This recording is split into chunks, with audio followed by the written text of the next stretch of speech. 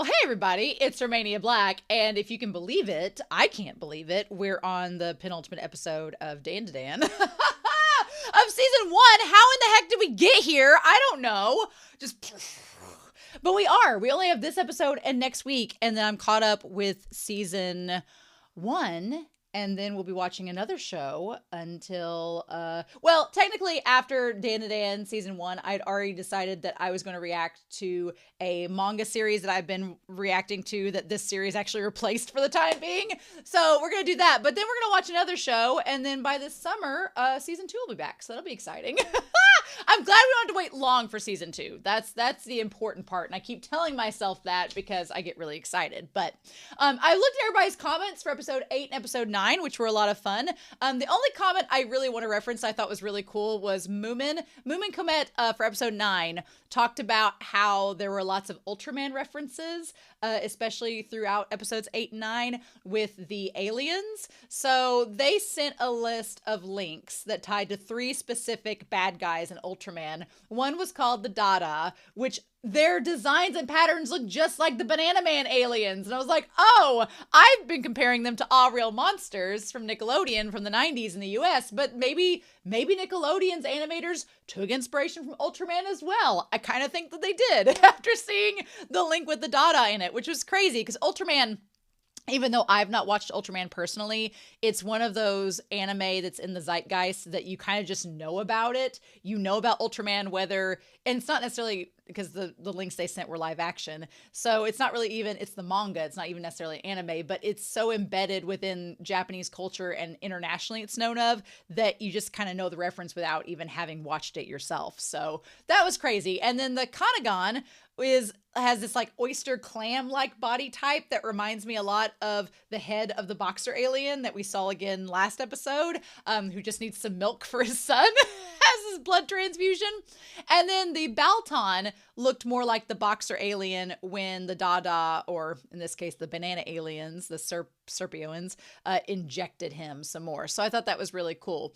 But Moomin says, I grew up with these baddies and it warms my heart that DanDaDan pays homage to them. Yeah, I thought that's really cool too, especially after seeing the references. I'm glad they showed me because once I saw them, I was like, that is kind of cool that they don't look exactly like the aliens in DanDaDan, but you can see the reference. So I thought that was really fun. But yeah, so when we last left off, I loved episode 10. It was maybe my favorite episode of the season. I know that episode 7 critically is probably the more better made episode, but episode 10 just did so much for me. It had this hilariously heartwarming story. It had communication between Momo and Aira and Kin. Aira, I'm now totally on board with. And then it introduced Gigi, Momo's childhood friend, that was also her first love.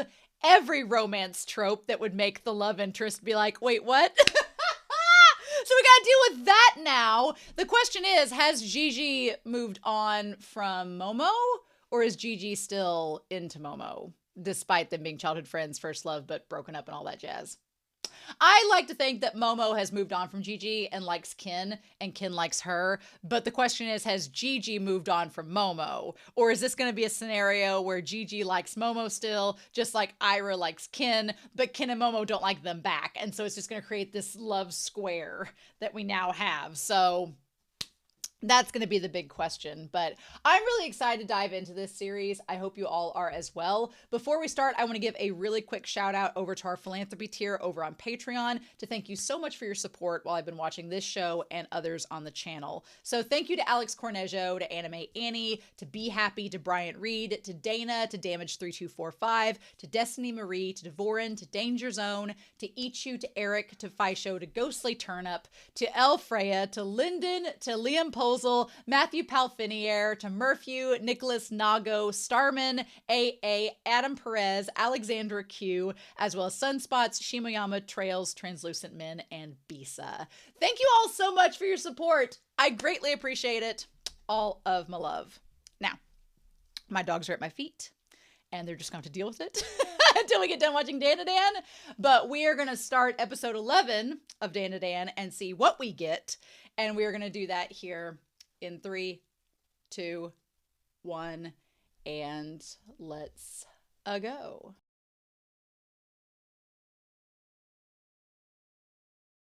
Oh my gosh. Penultimate episode, and we meet Gigi, and Ken is struggling with his taste of jealousy, which is what Momo was struggling with Aira. But we only have one episode left after this before the summer season.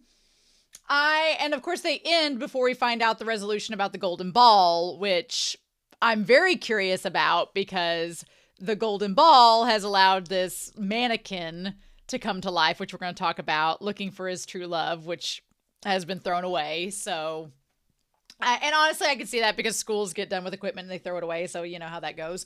But man, the thing about it is with Aira's character, she was so blatantly forthcoming with her attachment to Ken, and that she was just like, oh, he's so dreamy and all this, and he's my hero and all that. And Ken kind of brushes it aside like, I don't really like you, right?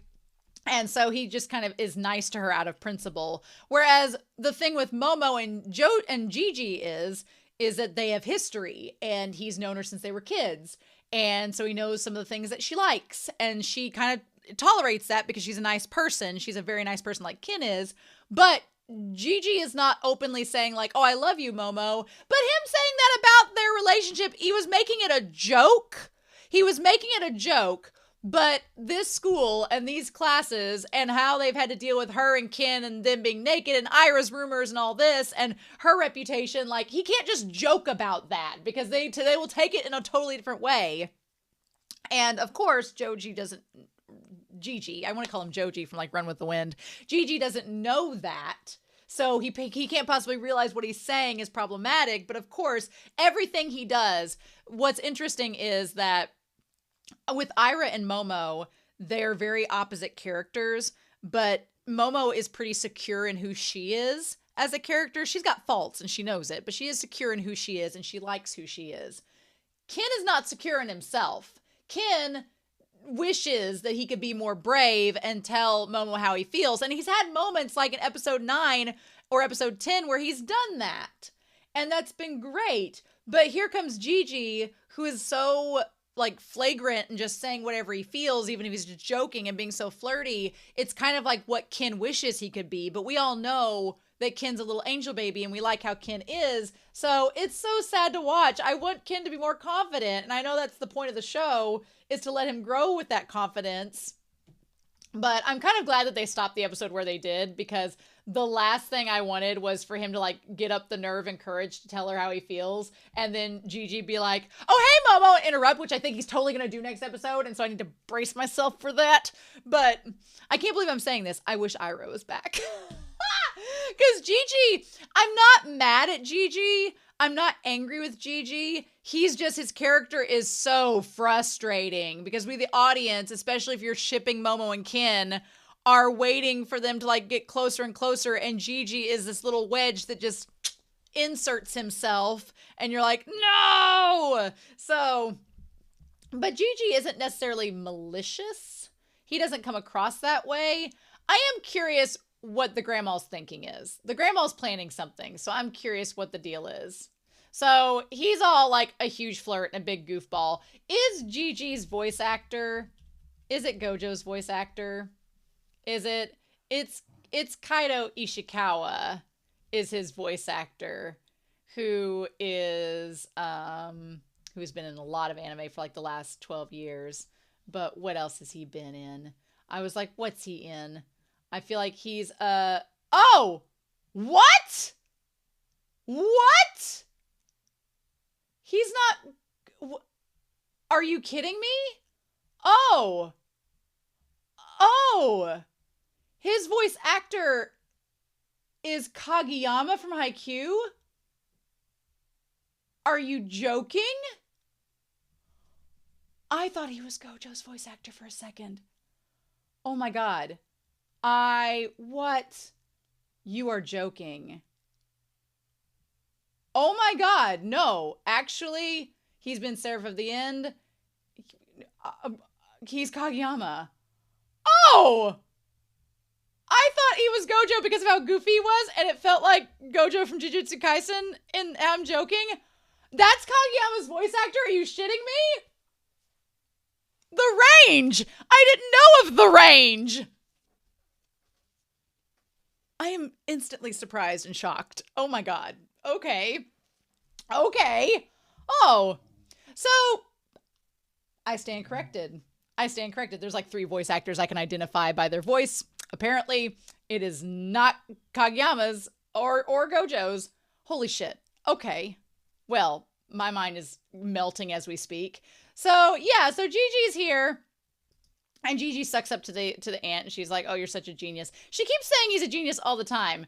And so she's like, "Well, you've grown up to be quite the genius." So I don't know if I can't decide if they're one playing the whole genius thing that she keeps repeating over and over again as a joke, because it doesn't sound like it's being played up as a joke after the first time, or if she's 2 trying to determine something about him, or 3 something else. So I don't know if now we're going to go back to that ghost invading. Like, has the ghost possessed Gigi and Gigi's not aware of it and the grandmother is, and she's just like consoling Gigi until they can figure out how to get the ghost out of him?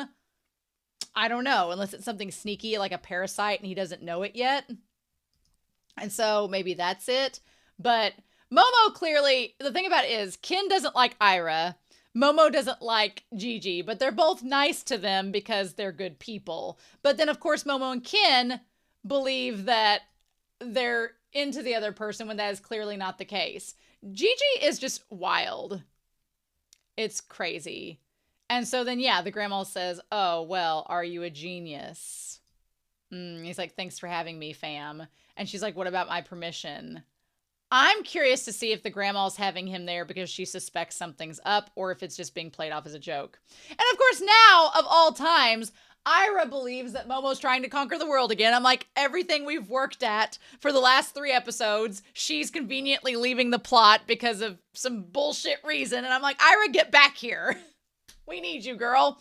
So I wish that Aira wouldn't have just walked off. I'm like, you've been with Momo throughout all of this. You know that's not the case. She's like, "I'm going to gather forces as well to challenge your Ragnarok." I'm like, maybe, hopefully, Ira's gathering forces in a way that will be productive and conducive to success than to be a hindrance. So I don't know if she's going to show up next episode or not, or if we're not going to see Aira till season 2. I just now got to the point where I liked Aira, and if she leaves and we don't see her again, that's going to be a problem. That's going to be a big problem. So yeah, so I feel like freaking Ken leaves like George Michael from Arrested Development, just doing the sad, Peanuts walk, like, well, I guess I'll go now. This handsome and hot athlete's, come back into your life, and he was your first love, so you're probably all about him. I was like, Ken, I wanted to smack him upside the head is what I wanted to do, but was not able to. So yeah, bless his heart. And I felt so bad, and Momo, to her credit, she's like, hey, say that you'll see me tomorrow. It's your turn to say it. Like, she clearly likes him. Like, dude. And I just feel like I felt Ken was making progress, but it feels like ever since Gigi showed up, we're taking 2 steps back. And I'm like, dude, you've got to step up your game, because she doesn't like Gigi that way, but don't make her think that you're not into her. Like, what are you doing? Don't ruin this. And the 2 of them, you just want them both to get together, and it's like, this show isn't going to let us have nice things. So Gigi, with the hamburger steak and the miso soup and everything, grabs the hamburger steak in like 1 bite and eats it, and is having all the food. Turbo Granny hasn't said 2 damn words about this entire situation. Turbo Granny's being quiet. Real Granny's being quiet. And the real grandma knows that she keeps saying that he's a genius. And I'm like, is there something to that? And she says both of his parents have been hospitalized, which, I'm sorry, but him being so nonchalant and chipper about them being hospitalized, something's up. I don't know. And she's like, you usually go to a relative's house. And she's like, well, we're helping each other out. And then we find out from him that it's because the grandma is supposed to exorcise the ghost that is apparently haunting their house, but she says she can't do it, so she's going to send Momo instead. Now, again, I feel like the grandma and Turbo Granny have something planned, and they're not letting us know about it, and they're keeping it under wraps for reasons. Maybe she's afraid that Gigi might be compromised, and she doesn't want to say anything. I don't know. Gigi's also a really tall freaking kid, and super athletic, and then she's like, She's like, something is weird. So she flashes back to seeing him as a kid. And she's like, did we actually get along that well to begin with? He was kind of a nerdy kid from the start and like a big goof. And he's like, I made fun of you back in grade school, Momo. But looking back, I seriously regret it. And the thing about it is, when he wants to be sincere, he is sincere. But then I'm like, dude, if you seriously regret making fun of her, why'd you throw those jokes and stuff out, like, when you were being introduced in class, like, without asking her about it? Like, that wasn't cool, because clearly she's not about it. And so he's like, I can see ghosts now. Okay. And so he talks about the ghost that was and he's like, a golden ball. He's like, did I make a dirty joke? And she's like, no, never mind. So he's like, we went to different middle schools. I live out in the mountains in this new house, and it was all hyped up in the beginning, but something seemed off about it. Yeah, something seems off about it. I noticed that, like, it says 2009 and 2008 on the videotapes. There's all the manga. There's a torso in the one manga, so I wonder if that's a callback. And it says, like, the shower, the toilet, and everything. It seemed different than usual. I told my parents, but they wouldn't listen. My thing is, when we see the tendrils of the ghost kind of connect up and grab a hold of him and get onto him, I'm like, is that a sign of the ghost possessing him? Because then we see the one ghost look at him. I pretended like I didn't notice anything. Each day I would pretend I didn't notice anything. But then it became so clear and was telling me to look at it. So I'm like, okay, I want to go back to the ghost there and see when it flashed.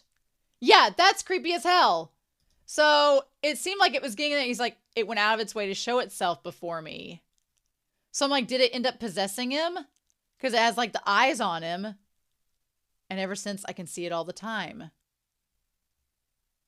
So is he doing the joking and everything as a defense mechanism, but has the ghost possessed him and is now like a parasite and he doesn't realize it? I feel like the grandma knows something that we don't. And then he says his parents' health went down since then. So he asked these famous exorcists, but 3 of them committed suicide.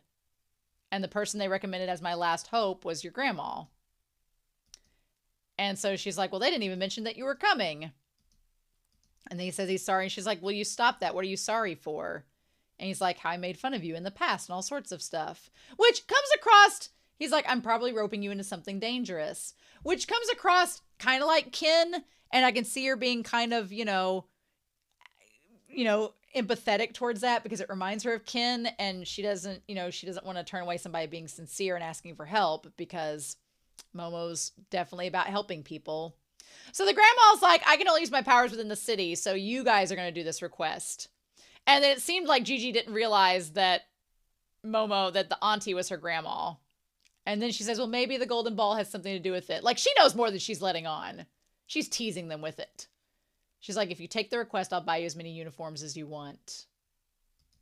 So go blow down that cursed house.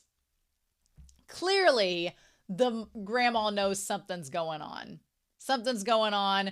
I feel like next week we're probably going to talk about the house. But how we get there is going to be a different story. So, of course, as soon as Gigi introduces himself, I'm glad it's not just Kin. I'm glad that every guy in the class hates him. And they're like, oh, we say it as all the girls are having a crush on you. You just big flirt. We see how it is. Okay. Yeah.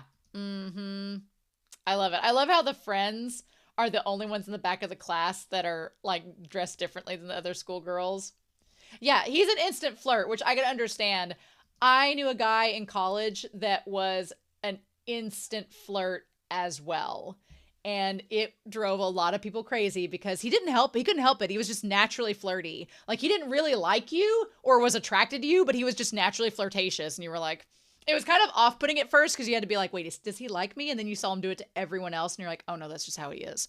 So, I mean, I got over it and we became really good friends, but you just had to condition yourself to be like, that's just how he is all the time. And you just have to go with it.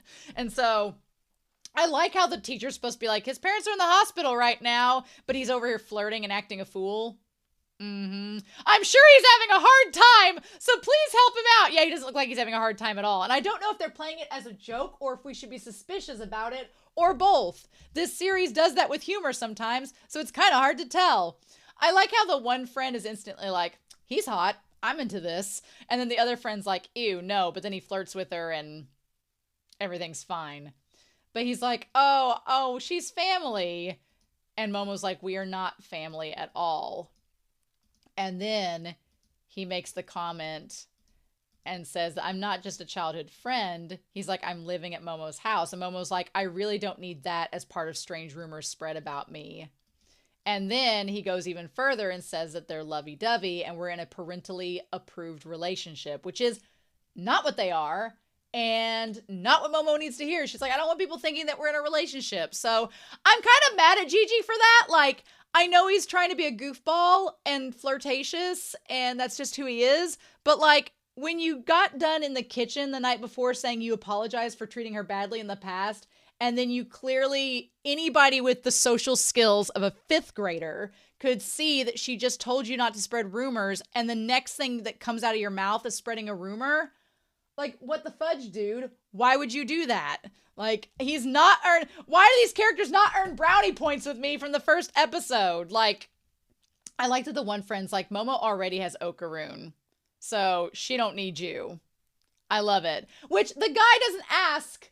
Gigi doesn't ask, like, who's Okarun? Like, dude.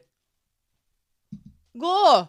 So, I'm sure it's going to be one of those scenarios where, like with Aira, the first couple episodes, he's going to annoy the shit out of me, and I'm going to want him to go fall off a cliff. But maybe by the time we get to know him, he'll grow on me like a fungus.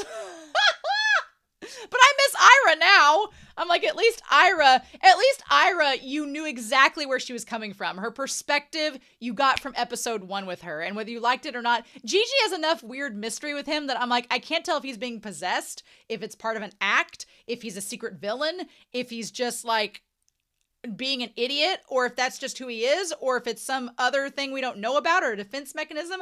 I can't tell the point of view that Gigi is coming from, so it's confusing for me. So, and I don't think we're going to find out for certain until next episode, so, or until season 2, so it's like, if he turns out to be a secret bad guy that's luring them to this cursed house, no. Meanwhile, poor Okarun hears about jealousy. It describes nouns.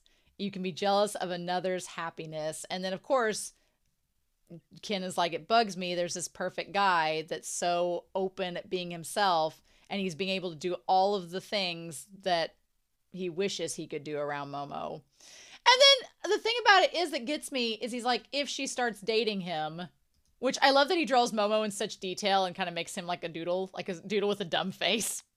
He says, will she stop being kind to me? I love that his jealousy isn't rooted in her not sexually or romantically loving him, but rather that she won't be nice to him or be kind to him or be a friend if she's with him, which is valid, but it's so sad. Oh, she says, wow, on the bicycle. She'll be interested in his hobbies and lose interest in the occult. I don't know. I love that Okaron also instantly assumes Gigi is like an outdoorsy type just because he saw the soccer ball. That's really funny. And then the crab people, he's like, she won't want to talk to the occult during recess anymore. And I'm like, she literally came up to sit with you at lunch, Okaron. She does. So, and then I like the barbecue with the crab. I won't be able to hang out with her anymore. And I can relate to Okaron a lot because I am naturally a jealous person as well. So a lot of these feelings that he has in this moment, I can relate to because I've had those intrusive thoughts as well. And you just want to smack your former self and be like, now, don't think that. But it's hard to say that and then put it into practice. So, of course, I like that throughout this we have his like practice. I like to play baseball. I finished reading the manga today. Using a new computer is difficult. I like eating curry. I want to draw everything. And then what does it say there? I want to praying with Ayase. Oh my gosh. Or playing with Ayase. Oh no. Oh no. Bless his heart. He is a good artist though, by the way. But I feel for Okaron. I do. I like that when he envisions Gigi, he has like the manliest, like wide stance pose and she's so happy and there's like this bed of flowers. Bless his heart. So then he tries to train more. And I was like, Ken, you had the conversation with her last episode about all this. Why you forgetting? Why you forgetting? But she came to eat lunch with you. She clearly wants to. And I wish they could have. She even like flirted with him saying, I'll feed you lunch. Like, girl, Ken, pick the hint up.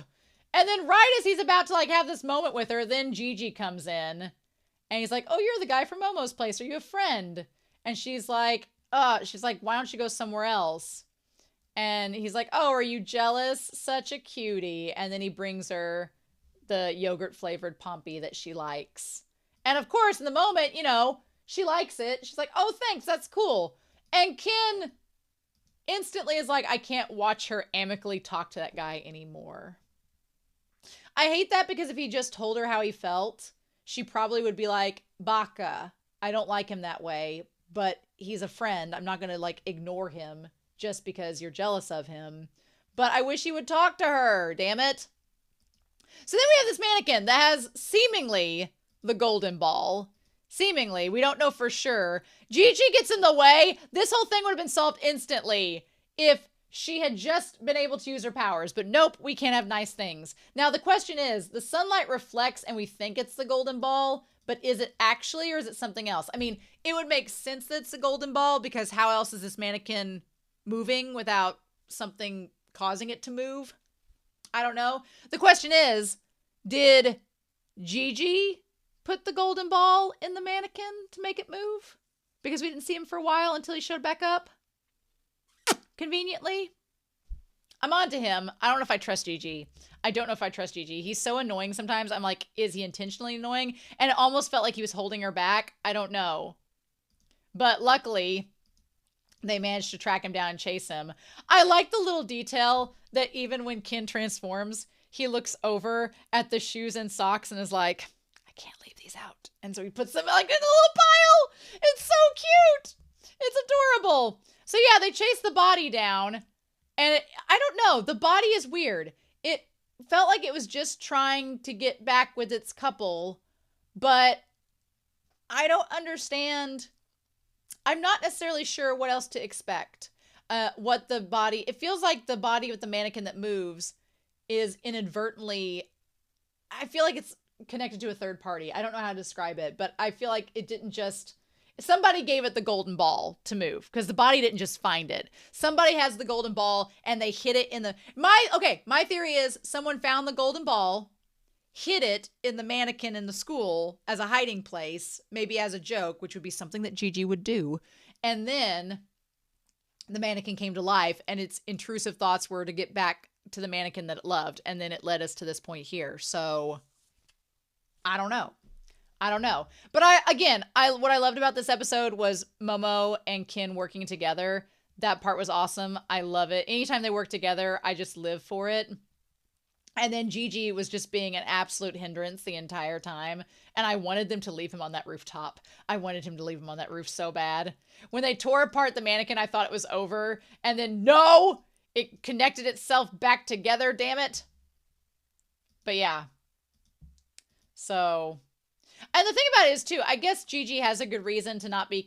he was freaked out at Ken at first, but he didn't get freaked out overly by the end because, again, he says he can see ghosts, so he's seen something that's just as scary. So I guess that all makes sense.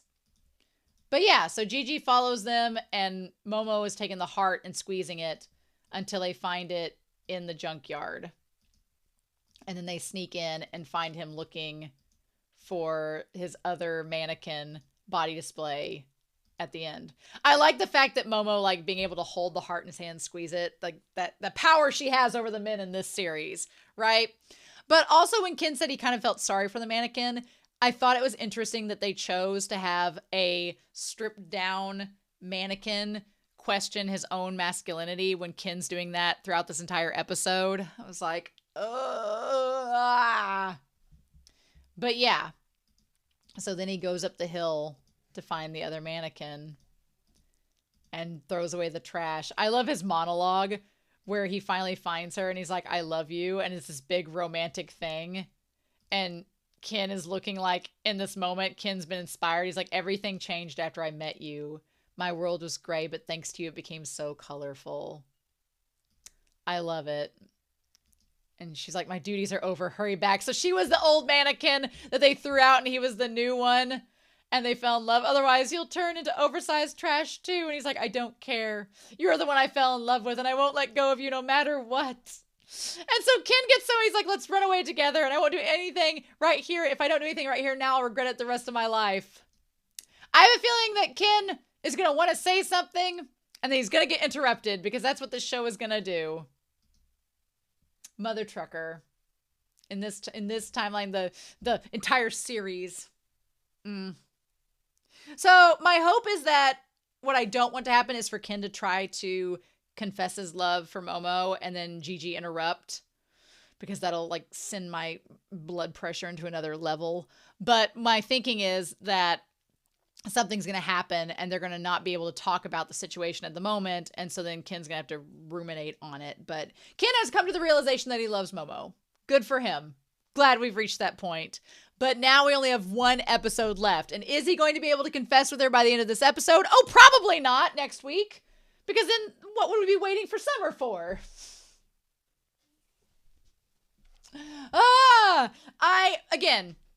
What I don't want in the comments is for people to be like, oh, you don't know Gigi yet. Just you wait. Because I kind of wish that people would let me figure that out for Aira by myself. Because I'm glad I'm on board with Aira now. But I just want Gigi to kind of be a mystery until at least after next episode and to see what else we get with him. But right now, I did not think there was a character that would make me long for Aira. We've found it. But I am fully under the understanding that we could get season 2 could make Gigi the best character in the series. You know, season 2 could make Gigi the most understandable, relatable character in the series. I know that could happen. But for now, let me be suspicious of him and let me be kind of annoyed at him. Especially as a Ken stan. So anyway, I'm really excited to hear your thoughts down below. I hope you all have a wonderful week. Please stay safe. Take care. And yeah, if you can believe it, next week is the season finale of DanDaDan. And I'll see you then. Bye.